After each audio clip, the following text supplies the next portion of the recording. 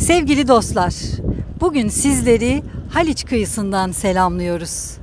Ve bugünkü keşif rotamız neresi olacak sevgili Çağrı? Perşembe Pazarı ve Karaköy'ün ön tarafları olacak.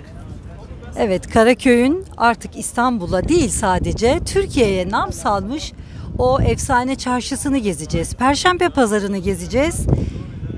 Elbette hanlarıyla, hamamlarıyla, gözden kaçan binalarıyla Perşembe Pazarı bir hazine.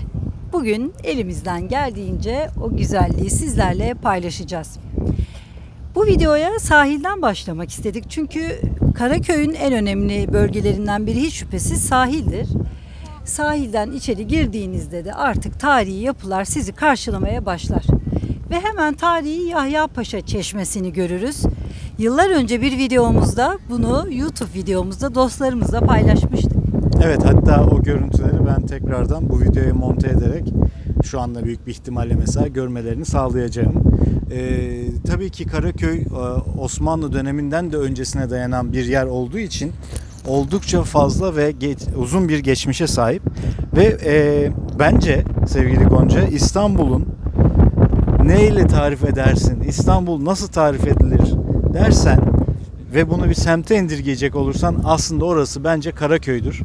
Çünkü İstanbul'un geneli gibi kaotik, çok fazla ırk barındıran, çok fazla din barındıran, dil barındıran, ticareti olan, geçmişle günümüzü bir arada karışık bir şekilde görebileceğin ve bunu bir şekilde de sana şu anda ve sanki doğalı buymuş gibi veren bir yer Karaköy ve Perşembe Pazarı.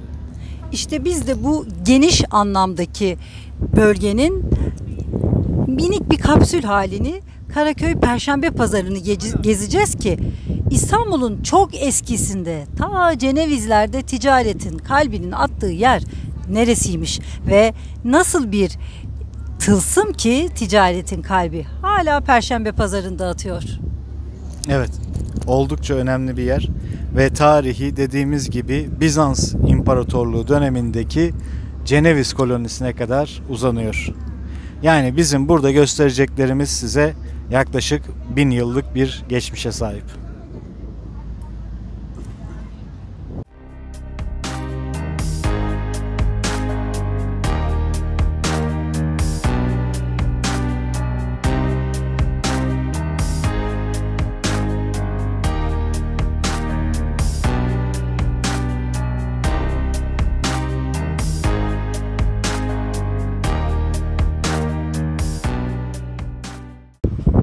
Sevgili Gonca, şu anda ön planda meşhur Galata'nın Ceneviz surlarının bulunduğu yerdeyiz. Yani aslında Galata şehir olarak burada sona eriyordu. Ticari koloni olarak burada sona eriyordu.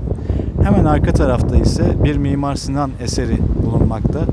1578 yılına tarihlenen Sokullu Mehmet Paşa Camisi. Bu arada iki tane var biliyorsun Sokullu Mehmet Paşa Camisi. Bu Azapkapı'da olan, yani Avrupa yakası kısmında olan diyelim. Haliç'in sağ tarafında bulunan diyelim. Bunun bir özelliği var. Normalde minare biliyorsun camilerde, tek minareli camilerde sağ tarafta bulunur. Ama bu deniz kenarında olduğu için caminin bize göre herhangi bir şekilde bir değişiklik yok. Gene sağ tarafında duruyor ama caminin kendi yapımına göre sol tarafında duruyor. Bu minaresi sol tarafta olan yegane camidir diyebiliriz. Bunun nedeni de denize çok yakın olması ve denize yakın camilerin arasında temeli en sağlam olanı. Bunu da ekleyelim. Ona rağmen geçtiğimiz dönemlerde epey bir tadilattan geçti, renovasyondan geçti. Galata burada bitiyordu. Galata'nın sınırı burada bitiyordu. Rivayet olunur ki İstanbul'un Haliç'e Fatih Sultan Mehmet tarafından indirilmiş olan gemileri de bu surların arkasından indirilmiştir. Yani buradan tepeye kadar çıkan bu surların arkasından Fatih Sultan Mehmet Han gemileri Haliç'e çektirilerle çektirip hemen şuradan denize indirmiştir.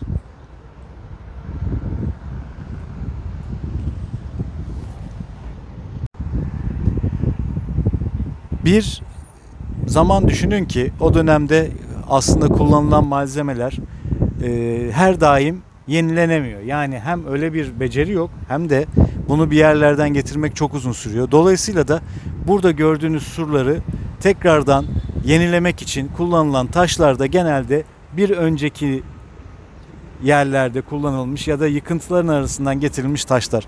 Nitekim burada da gördüğünüz gibi duvarı vakti zamanında kapatmak üzere kullanılan taşların büyük bir çoğunluğu aslında duvara özgü taşlar değil.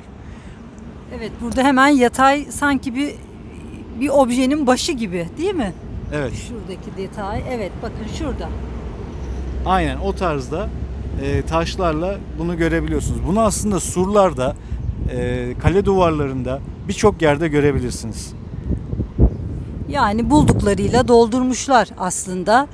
Ama buldukları da o kadar sağlanmış ki günümüze kadar ulaşmış. Şimdi özel yapılarla, özel taşlarla imal edilen koca binaların hali malum. Şimdi Karaköy Perşembe Pazarı'na doğru tekrar çıkılıyor sevgili dostlarım. Gerçekten şahsına münhasır bir yerdesiniz.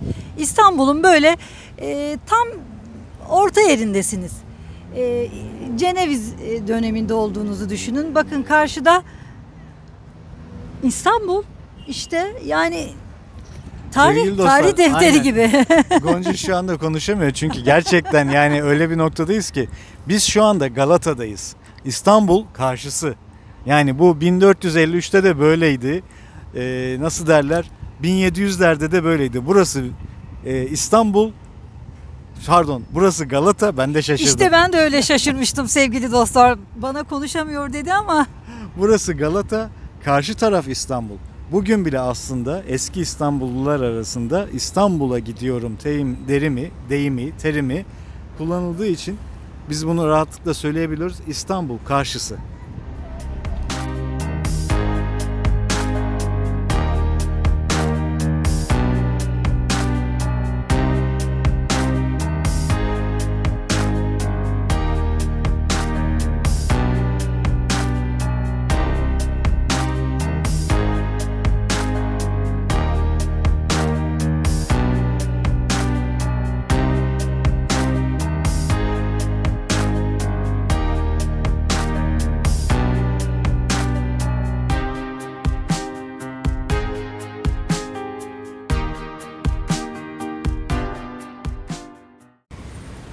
Sevgili Gonca, burası aslında Osmanlı'nın sanayileşmesinin olduğu bir yer.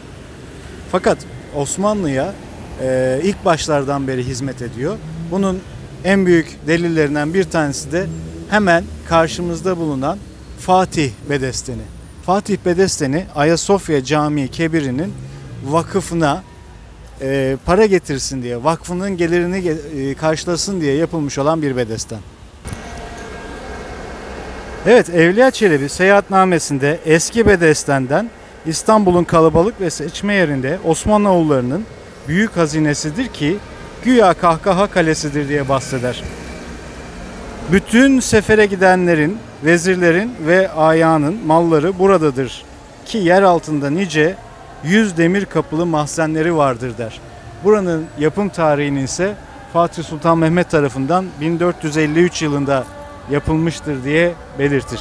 Yani aslında İstanbul'a Osmanoğullarının yaptığı ilk eserlerden birisi Evliya Çelebi'nin verdiği bilgilere göre Fatih Bedesteni'dir.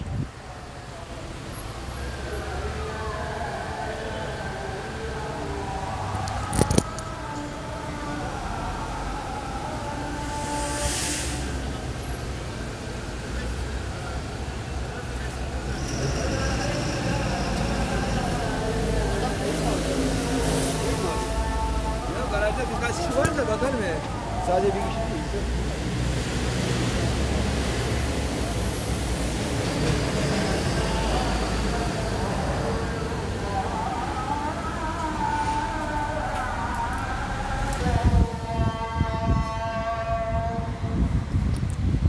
Sevgili dostlarım, İstanbul'a ezan çok yakışıyor.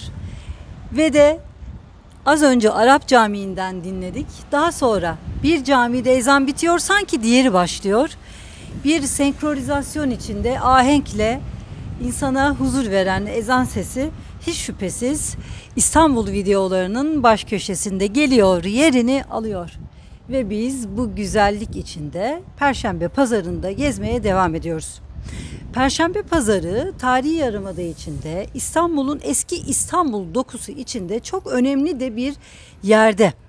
Bu kadar önemli bir yerde olduğunu ispatlayan şey de işte bugün kenarda köşede kalmış, üzerlerinde yazılarla tahrip edilmiş bu duvarlar aslında. Hepsi birer kalıntı aslında. Bakın burası Bergamot Sokağı diyor. Bu sokaklardan Haliç'e indiğiniz yollar aslında birer cevher. Karşısı surlar, İstanbul, bu taraf Ceneviz. Değil mi sevgili Çağrı? Ticaretin her zaman merkezi.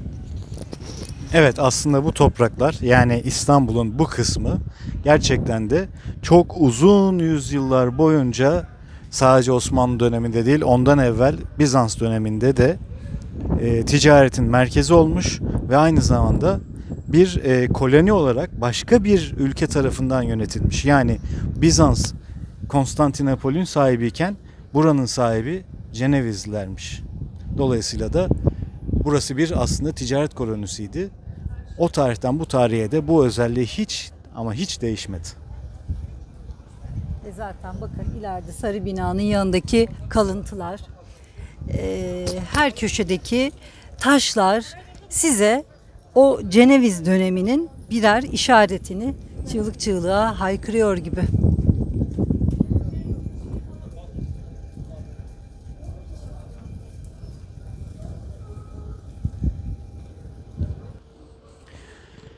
Arap Camisi tarih olarak tam ne zaman yapıldığı ve ne amaçla yapıldığı belli olmayan camilerden bir tanesi, aslında binalardan bir tanesi. Bir rivayete göre burası Aziz Polo, San Polo veya Aziz Domenico, San Domenico Kilisesi olarak yapılmış ve şehrin 1453'te Osmanlılar tarafından alındığı zamanda şehrin var olan tek gotik kilisesi. Dikdörtgen bir yapıya sahip. Bu birinci derecedeki bilgi. Ama bir rivayette odur ki 717 yılında buraya Arapların, Müslüman Arap kumandanlarından ve sahabe neslinden meydana gelen bir ordu Mesleme bin Abdülmelik adındaki komutan liderliğinde buraya geliyor. Ve buraya kadar gelip savaştıktan sonra burada karadan bir ordu ve denizden bir kuvvetle Bizans'ı kuşatıyor. Muhasara, yani bu kuşatma yaklaşık bir yıl kadar devam ediyor. Ve bu arada tabii birçok kişi de vefat ediyor. Dolayısıyla onların burada yapmış oldukları cami, bu cami ve burası o yüzden de Konstantinopol, yani İstanbul içerisinde ezanın ilk defa okunduğu yer olarak geçiyor. Artık hangisi sizin bu binaya ait tarihçeyi daha çok size inandırıcı geldiyse onu tercih edebilirsiniz. Çünkü gerçekten de bunun geçmişini tam olarak bilmiyoruz. Belki de her ikisi de doğrudur sevgili Gonca. Yani ilk önce burada bir cami vardır, arkasından o yıkılmıştır ve yerine bir kilise yapılıp sonra tekrar camiye döndürülmüştür. Perşembe Pazarı'nın en dikkat çekici yapılarından biri de hiç şüphesiz Arap Camii'dir. Arap Camii farklı mimari tarzıyla ve minaresinin küp şeklindeki uzun dikdörtgen yapı şeklindeki duruşuyla benzer camilerden kendini kolayca ayıran bir yapıdır. Şimdi gelin bu güzel tarihi birlikte dinleyelim. Seneler 1475'i gösterdiğinde Fatih o dönemde kilise olmaya devam eden bu camiyi, daha doğrusu bu binayı camiye dönüştürür ve kendisinin de vakfına katar. Aradan 20 yıl sonra da İspanya'dan çıkartılan Endülüs Araplarının bir kısmı buraya yerleşince bu caminin adı da o tarihten itibaren Arap Camisi olarak kalır.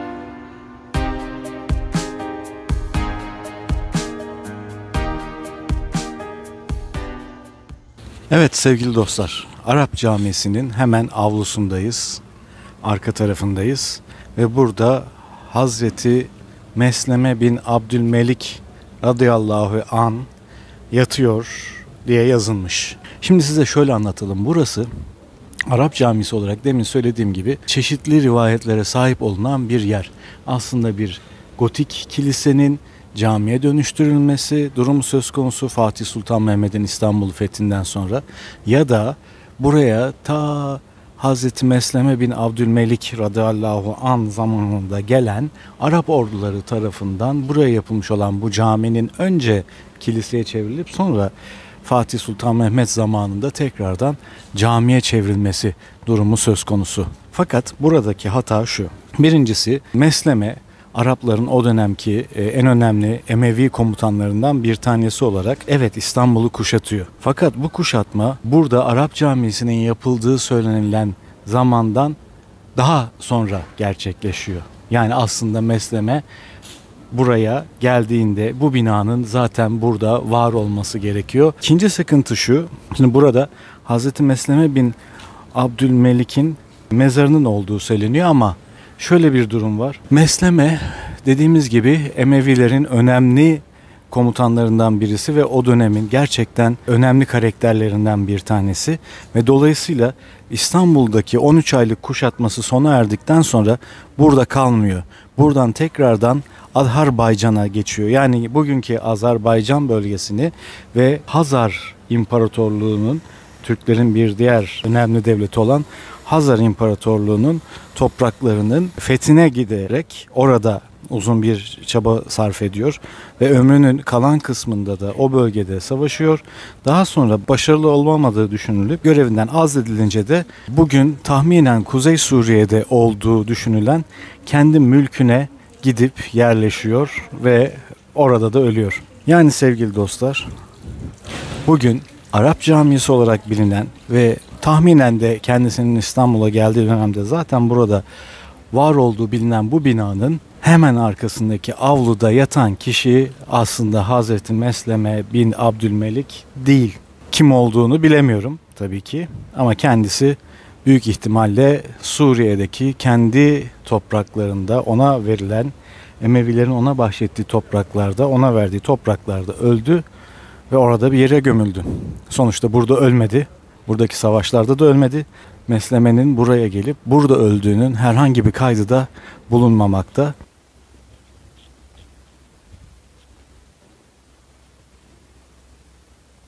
Camiyi içeriden incelediğimiz zaman da aslında buranın bina olarak inşa edildiği zaman bir kilise olarak inşa edildiği çok daha bariz. Bakın şu altta gördüğünüz yer normalde bir camide olacak bir oda şeklinde bir şey değil. Ama bir Hristiyan kilisesinde şapel olarak kullanılacak bir yer. Ama şu andaki haliyle gerek ahşap kolon kaplamaları gerekse ahşap tavan işlemeciliğiyle Arap Camisi ister daha evvelden bir kilise olsun, isterse ilk yapıldığından bu yana cami olsun fark etmez. Oldukça güzel bir cami olarak işlemini devam ettirmekte. Arap Camii'nden çıkıyoruz sevgili dostlar. Hem bu güzel kapıdan çıkmak hem de kapıdan çıktığınızda karşınızda göreceğiniz cumbalı eski evler bu bölgenin İstanbul'un gizli bir hazinesi olduğunun ispatı. Camiden çıktığınızda hemen dış duvarların önündeki üç kemer şeklinde çeşmeler dikkat çekiyor. Bugün elbet bu çeşmelerin musluk yerleri yok, yerinde yerler esiyor ama cami mimarisinin o dönemler için ne kadar güzel olduğunun bir işareti. Keşke günümüze de ulaşma şansı olsaymış. Arap Camii gerçekten detaylarıyla incelendiğinde hem bölge için hem tarihi not defteri olması açısından önemli bir yapı. Birçok camide görmeyeceğiniz mimari tarz, bakın kapı üstlerindeki yapılar, bu ana girişteki kapının üstündeki yuvarlak detay zaten dikkat çekiyor. Perşembe pazarının coşkulu kalabalığının içine doğru gidiyoruz. Biz bu videoyu pazar günü çektik. Bilerek, isteyerek pazar gününü tercih ettik. Neden öyle yaptık? Hafta içi geldiğinizde bu daracık yollarda arabalar, minibüsler, yük indirip bindirenler ve çok kalabalık sokaklar bir video çekmeye değil, gezmeye bile imkan tanımaz. O nedenle biz de böyle sakin bir günü tercih ettik sevgili dostlar. Burası Sarı Zeybek Sokağı. Galata Mahkemesi Sokağı ile kesişiyor. Arap Camii.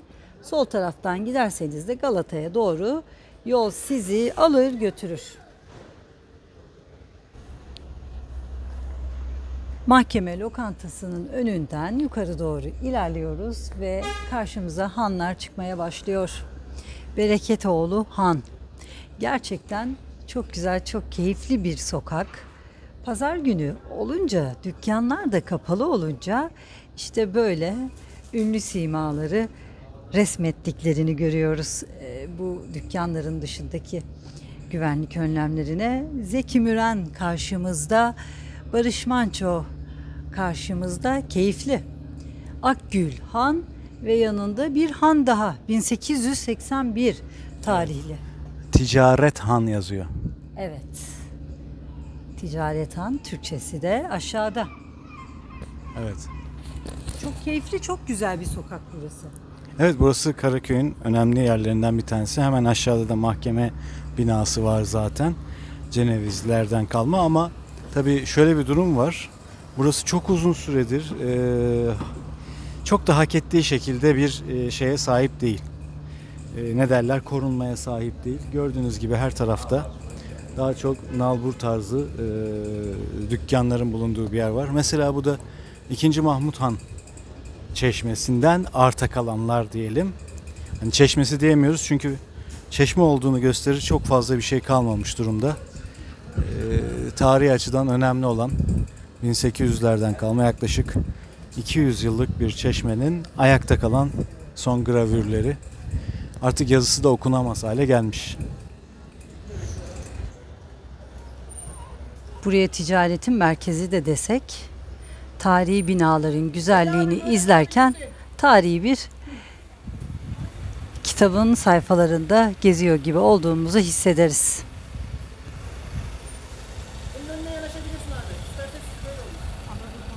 Çok keyifli sevgili dostlar.